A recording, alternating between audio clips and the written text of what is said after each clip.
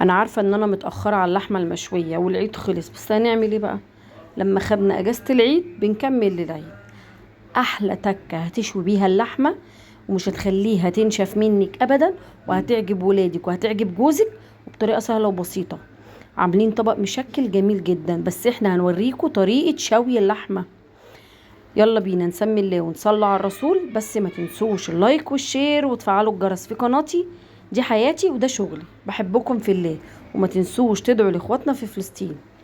معانا كده نص كيلو من البصل، هننزل فيه بالكبة بتاعتنا. وايه بقى هنقطع فيه بقى؟ عايزين نقطعه عشان نضربه في الكبة بتاعتنا الحلو. انا عايزه اقول لكم اللحمه المشويه كانت خطيره وجميله جدا، ما شاء الله اللهم بارك. يعني عجبت الولاد قوي.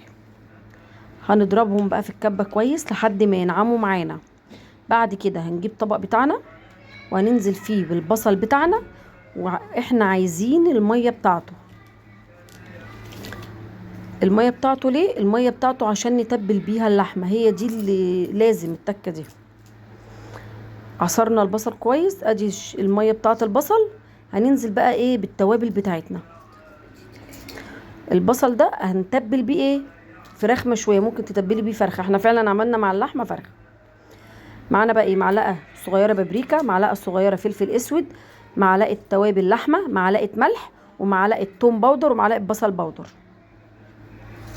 هننزل بيهم بالكميه دي كلها.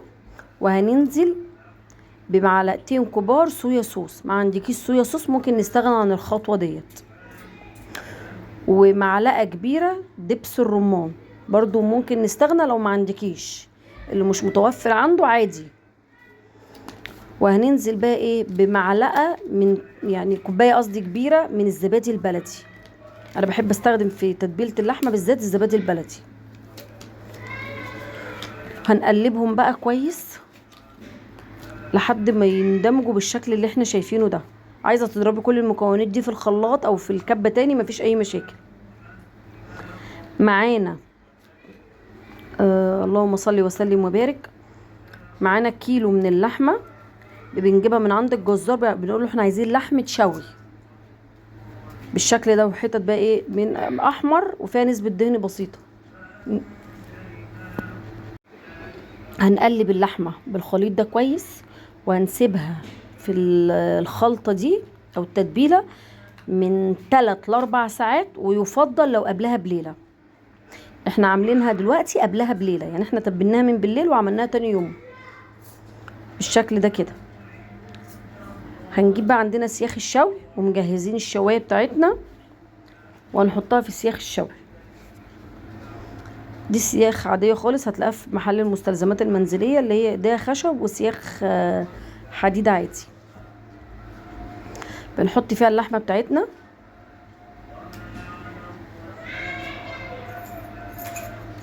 بنعمل بقى ايه السياخ بالشكل ده زي اكنها زي شكل الشيش طاووق بالظبط. انا بحب اقطعها الشكل الصغير ده عشان تستوي بسرعه اكتر.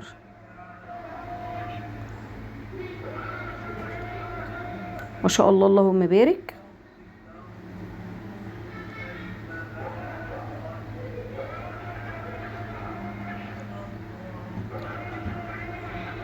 جربي تمشي على الطريقه دي والله اللحمه هتطلع معاكي جميله جدا، والله والله ما بتشد. حطيت لك الفضة.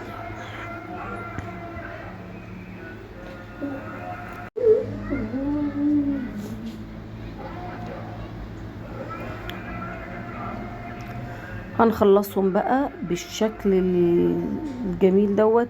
يعني انت جربي ومش هتندمي. ولادي كلوها عجبتهم جدا.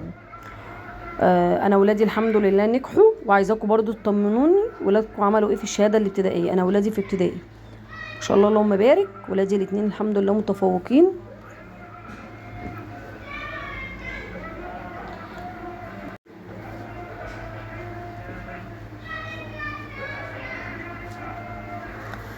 مالك بقى مجهز لنا الشوايه اللي هنشوي بيها، هو اللي مولع الفحم، هو اللي مجهز الدنيا بره زي ما انتم شايفين كده. هنحط بقى الشوايه بتاعتنا. اصلا الشوايه دي كانت شوايه كهرباء، بس ايه ما كانتش بتشوي حلو، فما احنا قلبناها شوايه فحم بدل ما نشتري واحده فحم. الشكل اللي احنا شايفينه ده مالك بقى اللي شغال بيهوي ومشغل المروحه بقى ايه بتساعده على التهويه.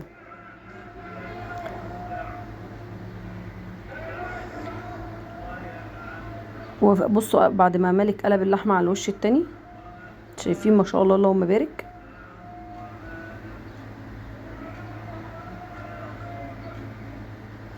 خلصت بقى معانا بالشكل اللي انتوا شايفينه ده، شايفين اللهم بارك.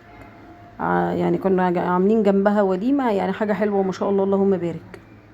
وعملنا جنبها شويه رز بالخلطه كده، وشويه سلطه وسلطه طحينه. شايفين اللحمه عامله ازاي، ما بتشدش، مستويه جدا. بصوا ما شاء الله اللهم بارك، حاجه جميله جدا. بصوا الكفته، هنزل لكم طريقه الكفته برضو. وعملنا جنبها طرب، وعملنا الفراخ المشويه برضو. بصوا ايه رايكم، هنزل لكم برضو طريقه الفراخ المشويه. ما شاء الله اللهم بارك، يعني حاجه جميله وينفع تنفعك جدا في العزومات يعني.